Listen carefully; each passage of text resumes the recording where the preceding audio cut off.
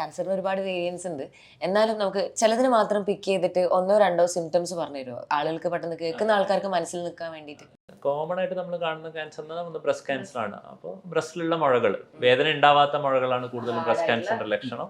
അതുപോലെ അതിൻ്റെ കൂടെ നിപ്പിൾ ഡിസ്ചാർജ് ഉണ്ടാവാം, ചിലപ്പോൾ നിപ്പിളിന്റെ ഷേപ്പിലുള്ള വ്യത്യാസമാവാം, തൊലിപ്പുറത്തുള്ള പാടുകളാവാം, ചിലപ്പോൾ നമ്മുടെ ബ്രസ്റ്റിന് പകരം കക്ഷത്തിലുള്ള മുഴകളാവാം. ഇതൊക്കെയാണ് സാധാരണ ബ്രസ്റ്റ് ക്യാൻസറിന്റെ ലക്ഷണങ്ങൾ. ഇത് ഇങ്ങനെ എന്തെങ്കിലും ഉണ്ടെങ്കിൽ എന്തായാലും ക്യാൻസർ ആണെന്നല്ല, പക്ഷെ തീർച്ചയായിട്ടും ഡോക്ടറിനെ കണ്ട് കാര്യങ്ങൾ ചെയ്യണം. അതെ.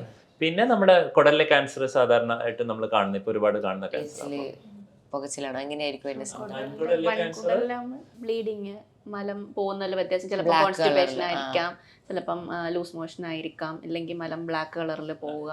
സാധാരണ നമ്മൾ പറയാം മലശോധനയിലുള്ള എന്ത് വ്യത്യാസം, അത് കൂടുതലാണെങ്കിലും കുറവാണെങ്കിലും നമ്മൾ അത് പെർസിസ്റ്റന്റ് ആയിട്ട് ഉണ്ടെങ്കിൽ നമ്മൾ തീർച്ചയായിട്ടും ഡോക്ടറിനെ കാണണം. അതിന്റെ കൂടെ രക്തം വല്ലതും ഉണ്ടെങ്കിൽ പിന്നെ പറയാൻ വേണ്ട, നിർബന്ധമായിട്ടും നമ്മൾ ഡോക്ടറിനെ കണ്ടിട്ട് ഇതല്ല എന്നുള്ളത് ഉറപ്പ് വരുത്തണം. അതെ.